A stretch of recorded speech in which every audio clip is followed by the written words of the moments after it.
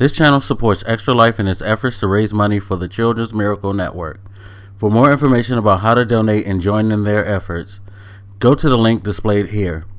Extra Life. Play games, heal kids.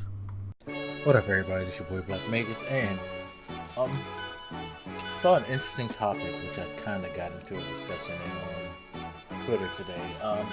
So the Minnesota Vikings quarterback Kirk Cousins was in a discussion with one of his teammates, and he was asked how did he feel about the Colin Kaepernick deal and stuff like that. And his response, while I understand how a lot of people feel like it's a non-answer because it wasn't directly a response to that question, but tangentially related, I still found very interesting and very telling. His response was he didn't realize that a lot of his teammates went through those things that were spoken by Colin Kaepernick. Is part of the reason why he didn't say whether or not what he felt about the kneeling act himself, but talked about how he was ignorant of certain things that people that he played with. And again, as I've said many times, saying someone is ignorant of something is it's like we're all naive of certain things. Some of which I'll speak about my own naivety in this video, but it was kind of a telling thing to me because it just reminded me of just how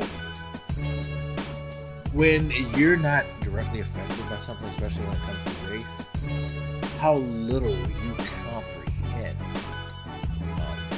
what's actually going on. And I feel like his quote-unquote non-answer was pretty genuine because for him, you could tell by the answer he doesn't understand the topic because it's something that he's never related to or had a discussion with. And I remember saying something to someone, Annie Apple, mother of Eli Apple, about she made a comment about like, what is it that men actually do talk to each other about?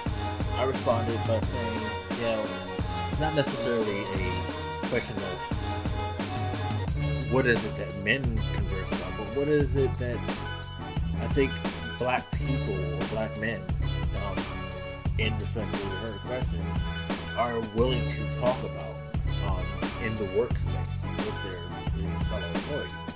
Because, of course he's not going to understand what his teammates feel because not a lot of his teammates are going to broke that conversation, as a lot of African Americans don't necessarily broke the conversation with race and things like that at work because there's a level of fear that still goes on along with speaking on those subjects.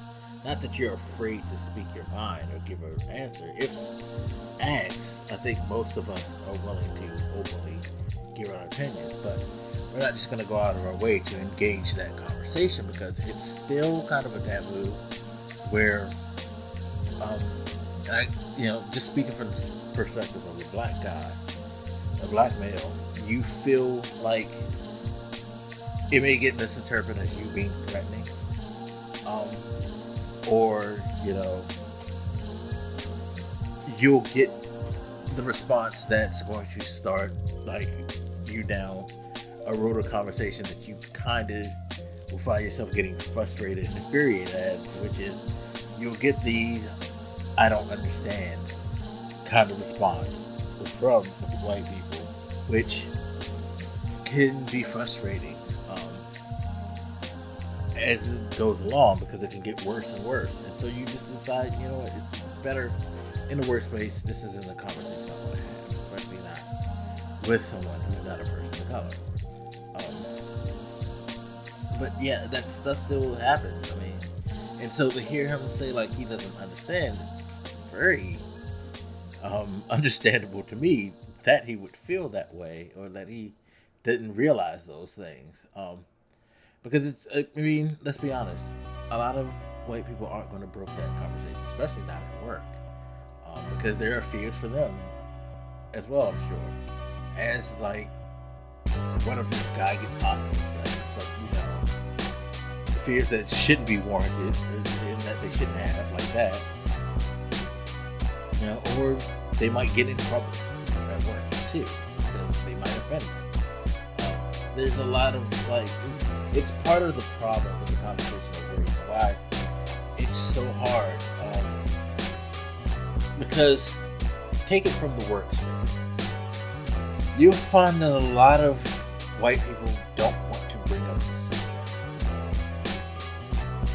And black people tend to keep to themselves about it because there's still the idea, like, they don't really want to talk about it.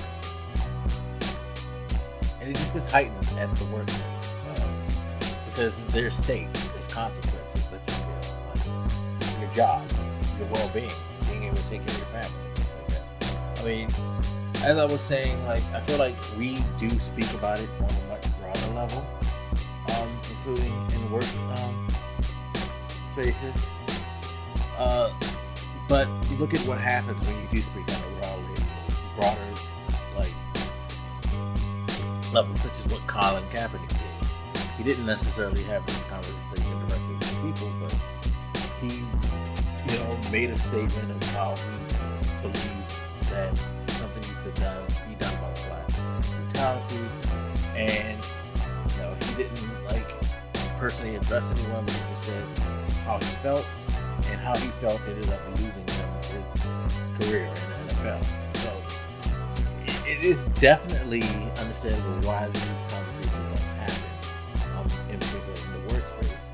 And sadly, it may be just a part of why it doesn't happen on a broader level socially either, because too many people aren't willing to want to have that conversation, and too many people can't handle that conversation. We see it all the time. Look at the president. Look at Congress. Look at the people who scream that, like, all lives matter. They don't want to have that conversation because it makes them uncomfortable, or they just refuse to understand, or they're just so wrapped in their worlds that they can't take a moment to just chill, sit, and listen. It's just like with the Me Too stuff. A lot of times, fellas, and this is where, like, I would say my own naivety comes into place. Like, sometimes we think, like, you know, well, it's not as bad as maybe you are making it out, possibly, because I don't understand it from a level of having to deal with it, and so it makes it hard for you to do that. And I've had to learn to just, you know what, I can sit here and say, like, all the, like, things to, like, especially on the threatening level. Like, part of the problem with the whole white people feeling threatened when black people bring up race, it's a very, very, very naive way to feel. Just like, I feel like when you continually say stuff like, well, what if women lie about a guy doing something to them? And you know women will lie. Like, okay, so yeah, there are some people who are going to take it extra and do some extra bullshit. But that's not the point, because you're avoiding the initial conversation, which is, hey, there's a lot of women out here who experience some very, very horrible things, who felt very, very comfortable talking about them, had a hard time dealing with them, and the issues not being addressed. And now they want to address it, and they want to be more vocal. Sometimes you just need to sit the fuck down and just shut up and just listen. And, like, realize that your shit has nothing to do with this situation. Like, again, sure, we all understand the concept of all lives matter, because that's the point of Black Lives Matter. We want all lives to matter. We don't feel like our lives actually matter. Same thing with Me Too. It's not about basically pegging men as this horrible,